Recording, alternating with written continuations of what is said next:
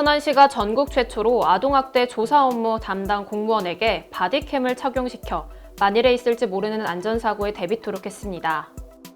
정부 부처에서 재난안전 전문가로서 활동한 전만권 천안시 부시장이 지난 15일 취임 1년을 맞이했습니다. 천안시가 심야 시간 시민들의 이동 편의를 위한 천안형 심야버스 운행을 개시했습니다. 코로나19로 지친 시민들을 위한 버스킹 공연이 시내 곳곳에서 활발히 진행 중이어서 관심을 끌고 있습니다. 코로나19 여파로 지역경제 위기에 봉착한 아산 도고온천 인근에 새로운 거점 시설이 조성돼 새로운 활력소가 될 수 있을 것이라는 기대감이 모아지고 있습니다. 꿀맛 나는 하늘, 아삭한 하늘, 상큼하고 시원한 하늘. 어때요? 천안이 그려낸 하늘. 하늘 그린으로 작은 행복을 함께 나눠요. 하늘 그린. 안녕하십니까. 아나운서 정혜인입니다. 6월 세 번째 주 천안TV 주간 종합뉴스 시작하겠습니다. 첫 소식입니다. 지난해 천안에서 발생했던 9살 아동에 대한 여행가방 학대 사건을 기억하시는 분들이 많으실 텐데요. 지금까지도 전국적으로 아동학대 사건이 끊이지 않고 발생하고 있는 가운데 천안시가 피해 아동 조사 담당 공무원이 겪는 폭언과 폭행으로부터 생기는 불상사를 예방하기 위해 이들에게 전국 최초로 바디캠을 착용시키기로 했습니다. 자세한 내용 이현자 기자가 전해드립니다. 천안시가 전국 지자체 중 최초로 아동학대의 선제적 예방과 대응 강화를 위해 바디캠을 착용하고 아동학대 조사 업무를 실시합니다. 바디캠은 신체 일부에 카메라를 달아 사건 현장을 촬영하는 영상 기록 장치입니다. 아동학대 일선 현장에서는 때때로 술에 취하거나 흥분한 아동학대 가해자들이 격렬하게 저항하고 심하면 흉기를 휘두르는 점을 감안해 시에서는 바디캠을 사용하면 폭력 예방은 물론 위급 상황 시 증거 확보 및 원인 규명에 활용할 수 있을 것으로 기대하고 있습니다. 저희가 바디캠을 도입함으로써 우리 직원들이 아동학대 현장 조사에 나갔을 때 보다 안전하고 그 증거나 이런 것들을 확보하기가 용이합니다. 그래서 이 바디캠을 차고 나가서 뭐 조사할 때마다 매번 무조건 트는 것은 아니고 학대 조사 현장에서 위험에 처하거나 아니면 조사에 좀 비협조적이거나 욕설, 폭언 이런 것들이 동반된 행위 의심자가 있을 때는 고지를 하고 이 캠을 사용하게 됩니다. 그래서 요런 것들을 통해서 우리 조사 전담 공무원들이 조사에 있어서 좀 더 안전을 확보할 수 있을 것이라고 생각됩니다. 천안시가 아동학대 업무 중 공무집행 방해의 상황 발생에 대비하고자 바디캠을 착용하기로 한 만큼 앞으로 바디캠 착용이 어떠한 효과를 거둘 수 있을지 관심이 모아지고 있습니다. 천안TV 이현자입니다. 지금으로부터 1년 전 전국은 물론 천안시 역시 여기저기서 터지는 코로나19 발생 소식에 정신을 차리지 못했던 기억 모두들 하실 텐데요. 당시 천안시의 구세주처럼 등장한 인물이 재난안전 전문가로 알려진 전만권 부시장이었습니다. 행정안전부에서 재난안전 업무를 주로 맡아오던 전 부시장이 본인이 느꼈던 천안시에서의 지난 1년에 대한 소회를 최영민 기자가 들어봤습니다. 전국적으로 코로나19가 계속해 극성을 부리던 지난해 6월, 대한민국의 다른 도시와 마찬가지로 천안시 역시 코로나19 극복에 무척 애를 먹고 있던 상황이었습니다. 그러던 때 해결사로 등장한 사람이 바로 행정안전부에서 재난안전 분야 전문가로 잘 알려진 전만권 부시장이었습니다. 제가 지난해 6월 15일자로 행정안전부에서 재난복구국장으로 근무하다가 충남의 수부도시인 천안시 부시장으로 근무한 지 벌써 1년이 됐네요.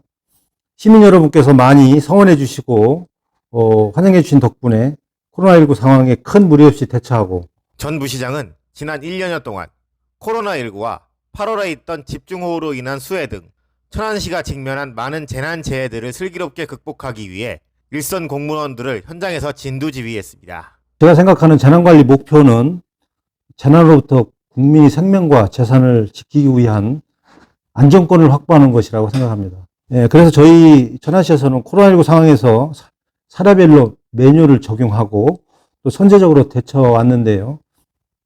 특히 재난의 연말부터 충남에서 제일 먼저 임시선별진료소를 설치하고 사전에 차단했던 기억이 남습니다. 박상돈 시장과 투톱을 이루며 천안시정을 무난히 이끌어왔다는 평가를 받고 있는 전만권 부시장. 그의 앞으로의 행보가 더욱 기대되고 있습니다. 천안TV 최영민입니다. 천안시가 배, 사과 등 과수 작물을 재배하는 농가가 과수 화상병 확산으로 힘들어하고 있는 가운데 관내 배, 사과 과원 경영자와 농작업자, 관련 산업 종사자, 배사과 과원 방문자에 대한 사전 방제 이행 행정명령을 발령했습니다. 시에 따르면 이번 행정명령의 주요 내용은 과수 화상병 자체 예찰 실시 및 의심 신고 의무화, 과수 농작업자 이동 작업 이력제 운영, 농작업 인력 장비 도구 등 소독 의무화, 묘목 관리 이력 기록 의무화, 발생 지역 잔재물 이동 제한, 겨울철 과수 화상병 예방 및 예찰 강화 등입니다. 시는 이번 행정명령을 위반할 시 손실보상금 25% 경감, 1,000만 원 이하의 과태료 부과 등 불이익을 받을 수 있으므로 대상자들은 화상병 발견 즉시 적극적으로 신고하고 자체 예찰 및 소독을 철저히 해야 한다고 당부했습니다. 그동안 천안 시민들은 밤늦은 심야 시간이 되면 시내버스가 끊겨 많은 불편을 겪어왔던 것이 사실인데요. 천안시가 이런 시민들의 불편을 해소하기 위해 최근 심야버스 노선을 개설해 운행을 개시했습니다. 박승철 기자가 보도합니다. 천안형 심야버스가 본격 출발을 하려며 늦은 밤 시간 시민들의 발이 되어줄 것으로 기대를 모으고 있습니다. 천안시는 시민들에게 이동편을 제공할 심야버스 노선 10번을 매일 밤 10시부터 다음날 새벽 4시까지 30분 간격으로 운행하며 이 버스는 천안 아산역과 천안역, 종합터미널 등 도심 주요 지역을 양방향으로 순환하게 됩니다. 특히 심야버스를 운행하는 승무원은 운행 중 정류소 인근 취객이나 안전취약 상태 시민 발견 시 긴급 출동에 신고하거나 구호 등의 방법 업무도 함께 수행할 예정입니다. 우리 천안시는 생활권의 확대로 심야 시간 유동 인구가 꾸준히 증가해 왔지만은 수도권 전철과 고속철도 그리고 시내버스의 종료 시간이 서로 맞지 않아서 심야 시간 이용자들의 불편이 계속되어 왔습니다. 이를 해소하기 위해서 심야버스를 운영하게 되었는데요. 향후 모니터링을 지속적으로 실시하고 노선과 서비스의 질을 개선해서 스마트 교통도시로 도약하는 계기를 마련할 수 있도록 최선의 노력을 다. 시민들 역시 처음 시작되는 천안시 심야버스 운행에 큰 기대감을 갖고 있습니다.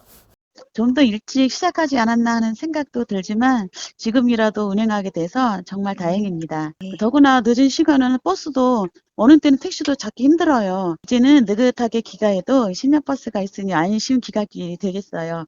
심야버스 운행으로 대중교통 시스템에 새로운 변화를 꾀한 천안시가 앞으로 수도권 등과의 대중교통 연계 등 시민들이 원하는 수건 사업을 하루속히 해결할 수 있을지 주목됩니다. 천안TV 박승철입니다. 행정안전부가 2021년 찾아가고 싶은 섬 33곳 중 충남 보령의 삽시도와 고대도, 홍성의 죽도를 함께 선정했는데요. 이를 계기로 도서 지역의 지역경제 활성화도 기대되고 있습니다. 이현자 기자가 전해드립니다. 행정안전부가 주관하는 올해 찾아가고 싶은 33곳의 섬 중 도내 3곳의 섬이 선정됐습니다. 이번에 선정된 도내 섬은 보령 삽시도와 고대도, 홍성 죽도입니다. 걷기 좋은 섬으로 선정된 삽시도는 남쪽 끝 마을과 북쪽 끝 마을을 잇는 삽시도 둘레길을 통해 바닷가 명소를 두루 돌아보며 걷기에 최고인 섬입니다. 이야기섬으로 선정된 고대도는 1832년 조선 최초로 개신교 선교가 이루어진 곳이라는 역사를 품고 있는 곳으로 잘 알려져 있습니다. 또한 쉬기 좋은 섬인 죽도는 대나무숲 탐방로가 조성돼 있어 푸른 대나무 숲을 걸으며 섬의 아름다운 자연을 느낄 수 있습니다. 이처럼 3곳의 섬이 찾아가고 싶은 섬으로 선정됨에 따라 앞으로 지역 경제 활성화에 어떠한 기여를 할지 관심이 모아지고 있습니다. 천안TV 이현자입니다. 6월은 호국 보훈의 달이죠. 특히 올해로 71주년을 맞은 6.25 한국전쟁을 맞아 우리 지역 천안의 참전 용사 현황은 어떤지, 또 그들에게 국가가 지원하는 혜택은 무엇인지 최영민 기자가 알아봤습니다. 올해로 71주년을 맞는 6.25 한국전쟁. 동족 상잔의 아픔과 함께 목숨을 걸고 전쟁터에서 싸우다 먼저 보낸 전우들을 잊지 못하고 있는 생존 참전 유공자들을 우리 지역에서는 어떻게 예우하고 있을까? 최근 한 일간지에는 천안에 거주하는 한 6.25 참전 용사가 30년 넘게 거주하던 낡은 주택의 천장이 무너져 결국 본인의 친척과 함께 수리를 했다는 내용이 보도됐습니다. 국가보훈처가 3년마다 실태조사를 통해 보훈 대상자들이 열악한 주거 환경에서 거주하고 있다는 걸 파악하고도 정작 이들에 대한 관리나 지원 등에 대해서는 안일했다는 겁니다. 그렇다면 실질적으로 진행되는 지원 체계는 어떨까? 천안 지역을 관할하고 있는 충남 동부보훈지청은 6.25 참전 유공자 540여 명을 자체적으로 관리하고 있는데 이들은 천안의 참전 유공자들에게 34만 원의 참전수당과 보훈병원이나 위탁병원에서의 의료 혜택, 각종 시설 할인 혜택 등을 진행하고 있었습니다. 학교만 다녀오신 게 543명이시고요. 그 월남까지 같이 다녀오셨던 분이 계셔가지고 그게 7분 더 계세요. 5세 이상이신 분들한테 참전수당 34만 원씩 지원해드린 부분이 있고요. 그리고 그거 외에 보훈병원에서 감면 진료 되시는 거, 그리고 75세 이상이신 분들은 위탁병원에서 또 감면 진료 가능하신 거. 국가기관인 국가보훈처와는 별개로 천안시 역시 참전용사에 대한 예우에 상당한 신경을 쓰고 있었습니다. 특히 참전유공자 명예수당이 소폭 인상되는 등 세세한 부분까지 관심을 갖는 모습이었습니다.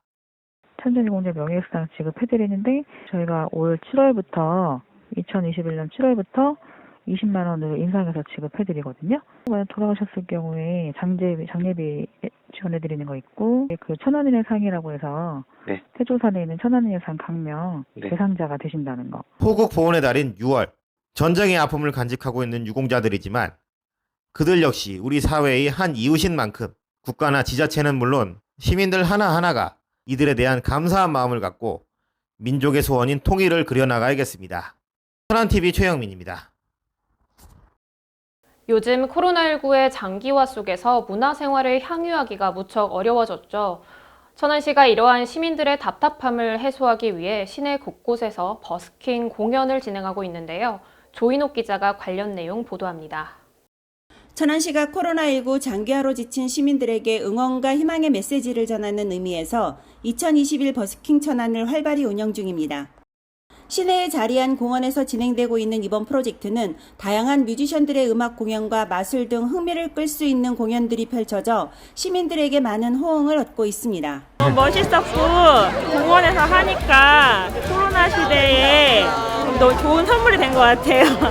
천안시 역시 이번 프로젝트를 바탕으로 코로나19로 어려움을 겪고 있는 시민들을 위로하고자 더욱 다양한 프로그램들을 계획한다는 방침입니다. 코로나19 장기화로 몸과 마음이 지친 시민들에게 조금이나마 위로가 되길 바랍니다. 앞으로도 대면 공연에 목마른 시민들을 위해서 다양한 공연 프로그램을 추진하겠습니다. 6월 한 달간 매주 토요일 진행됐던 이번 프로젝트는 오는 26일 막을 내립니다. 천안TV 조인옥입니다. 아산의 도구온천은 온양온천과 더불어 지역의 대표적 관광 자원이었는데요. 코로나19 사태 이후 관광객들의 발길이 뜸해지자 지역 경제에도 큰 타격이 있었던 게 사실입니다. 아산시가 도구온천 인근의 지역 경제 부활을 위한 도시개발 사업에 본격 착수한다는 계획인데요. 최영민 기자가 보도합니다. 아산시 도구면은 온천 관광단지로서 많은 관광객들이 드나들던 곳이었지만 코로나19의 여파가 휩쓸고 지나간 후 90% 이상의 방문객이 감소하며 이곳의 지역 경제는 위기 단계에 봉착했습니다. 이런 상황에서 이곳에 거주하는 주민들과 아산시가 팔을 걷고 나섰습니다. 시와 주민들은 기공위에 자리한 옛 청수장 자리에 주민과 상인들의 공동체 거점 시설, 청년들을 위한 레지던시, 도구온천 기록관 등을 조성해 지역 상권 활성화를 다시 도모한다는 생각입니다. 특히 청수장은 도구온천이 국가보양온천으로 지정되며 호황을 누리던 이곳의 역사를 그대로 보존하고 있는 등 근현대 건축자산으로서의 의미도 지닌 곳이어서 향후 이곳이 어떻게 변할지에 대한 관심도 높아지고 있습니다. 아산시는 앞으로 주민들의 의견을 수렴해 국토교통부 도시재생사업 공모를 통한 예산 확보로 사업을 구체화한다는 방침입니다. 천안TV 최영민입니다. 지난 주간 뉴스에서 천안시와 천안시 의회의 전격 협치로 천안 삼거리공원 재조성 사업이 원활하게 진행될 것이라는 소식 전해드렸는데요. 천안시가 이를 바탕으로 천안 삼거리공원을 시민들이 찾는 제1의 휴식처로 만들겠다는 각오입니다. 조인옥 기자가 보도합니다. 천안 삼거리공원이 천안 시민의 제1휴식처로 거듭납니다. 박상돈 시장의 주요 공약 사업 중 하나인 천안 삼거리공원 재조성 사업이 본격 추진됩니다. 그간 시와 의회는 이 문제를 놓고 겪어왔던 갈등을 풀고 협치 시정을 토대로 천안 삼거리공원 재조성 사업에 합의하면서 본 궤도에 오를 수 있게 됐습니다. 앞서 천안 삼거리공원 재조성 사업은 충청남도 지역개발사업과 환경부 자연마당 사업에 선정됨에 따라 국도비 134억 원을 확보했으며 이번 재추진으로 반납금액 없이 사업이 가속화될 전망입니다. 시는 또 공원 내 사유지 토지 보상에 대해 지난 3월 충청남도 지방토지수용위원회에 재결 신청을 진행했으며 올해 10월 중 재결 결정이 완료될 것으로 예상하고 있습니다. 지하주차장 등 기반시설 공사를 2021년 천안 흥타령 춤축제를 마친 10월에 착공할 예정이며 지상공원 부사업은 일정 부분 재설계를 통해 내년 중반기 착공을 계획하고 있습니다. 천안 삼거리공원은 지하주차장을 포함해 공원 중앙에 바닥분수와 테마형 놀이공간을 설치해 남녀노소 누구나 즐길 수 있는 공원이 될 것으로 천안 시민들의 기대를 모으고 있습니다. 천안TV 조인옥입니다. 천안시가 천안 제6 일반 산업단지에 대한 중앙투자심사 통과 소식을 최근 발표했는데요. 이로써 천안 남부 지역의 경제 발전이 크게 기대되고 있습니다. 최영민 기자가 보도합니다. 천안시 풍세면 용정리 일원에 조성될 예정인 천안 제6 일반 산업단지 조성 사업이 중앙투자심사 통과로 본격 궤도에 오릅니다. 이번 중투심사 통과에 따라 천안시는 올해 안으로 특수목적법인, 즉 SPC 설립을 위한 행정 절차와 출자를 이행할 예정입니다. 또 산단계획 승인을 통해 하반기 중 토지보상 절차에도 착수한다는 방침입니다. 시는 제6산단 사업이 완료되면 생산 유발액 1,911억 원, 부가가치 유발액 685억 원, 취업 유발 일원 1,560명 등 일자리 창출 및 지역경제 활성화, 인구 증대에 크게 기여할 것으로 내다보고 있습니다. 천안시는 천안 논산 고속도로 남풍새 IC에서 5분 남짓, 국도 43호선과 인접하고 있는 제6산단을 앞으로 천안 강소연구개발특구와 연계해 차세대 자동차 부품 핵심 거점 단지로 육성할 계획입니다. 천안TV 최영민입니다. 낮이 가장 길다는 여름 절기 하지가 찾아왔습니다. 전국이 30도가 넘는 더위도 시작되는데요. 여름철 폭염 대비 미리 해주시고요. 백신 접종 예정되어 있는 분들도 더욱더 건강관리 잘하시기 바랍니다. 6월 셋째 주 천안TV 주간 종합뉴스 마칩니다. 시청해주신 여러분 고맙습니다.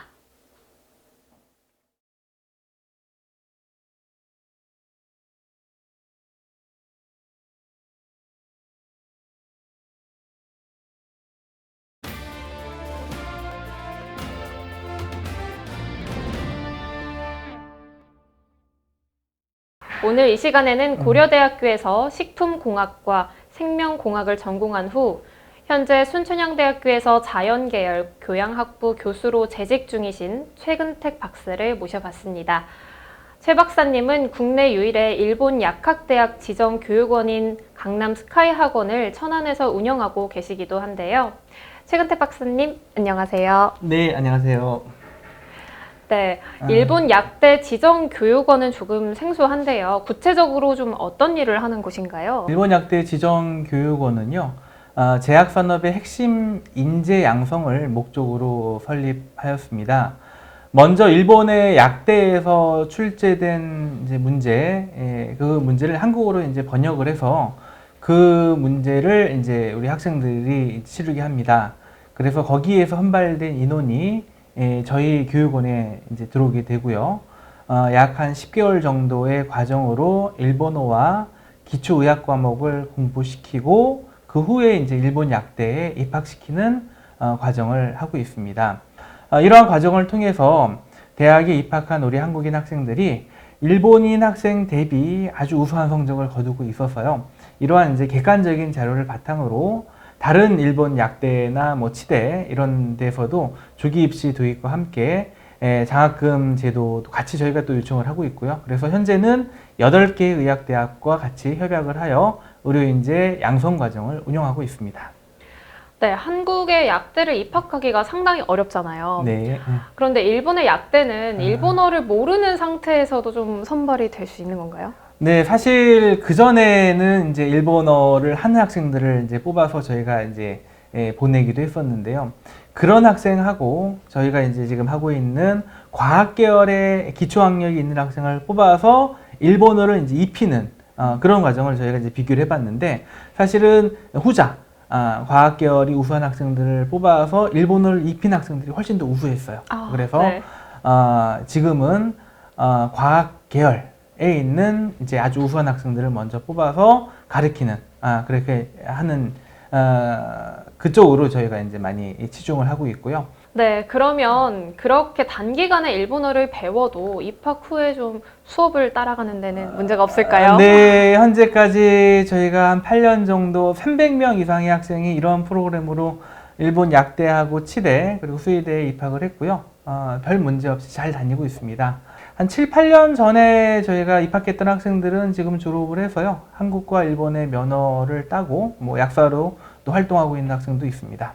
지금까지 저희 교육원을 통해서 입학한 한 300명 이상의 학생 중에서 천안 지역 학생을 저희가 뽑아봤더니 한 5% 정도더라고요. 그래서 저희도 천안 지역에 교육원이 위치하고 있지만 천안 지역 학생들한테 이런 혜택을 주지 못해서 많이 아쉬움이 있었습니다. 그런데 다행인 것이 이제 올해부터는 과학인재 전형으로 천안 지역의 고3 학생들의 수시 모집이 이제 가능하게 됐습니다. 네, 천안 지역 학부모님들에게는 좀 반가운 소식일 것 같습니다. 구체적으로 고3 대상의 일본 약대 수시 모집은 어떻게 준비하면 될까요? 네, 이제 7월에 모집하는 일본 약대 수시 모집은요, 과학 인재 전형을 목적으로 합니다. 그래서 과학 분야에 소질이 있는 학생을 이제 선발을 하는데요. 지원 자격은 과학 분야의 이제 2개 영역의 합이 6등급 이내인 학생들은 지원이 가능합니다. 그리고 이제 입학 후에는 졸업까지 저희 지정교육원에서 책임 관리가 들어갑니다. 일본에서 이제 숙소를 구하는 것부터 해서 뭐 스마트폰 개통 등의 생활 전반에 관한 관리는 물론이고 학기별 성적까지도 다 저희가 관리를 합니다. 그리고 졸업 후에는 일본에서의 취업은 이제 100% 가능합니다. 그리고 이제 한국 면허를 취득하기를 원하는 경우도 저희가 한국약사국시나 뭐 치과의사국시를 준비시키고 있습니다. 네, 지금까지 국내 유일의 일본 약학대학의 지정교육원인 강남 스카이 학원을 천안에서 운영하고 계신 최근택 박사님을 모시고 유익한 말씀 들어봤습니다. 오늘 좋은 말씀 감사드립니다. 네, 감사합니다.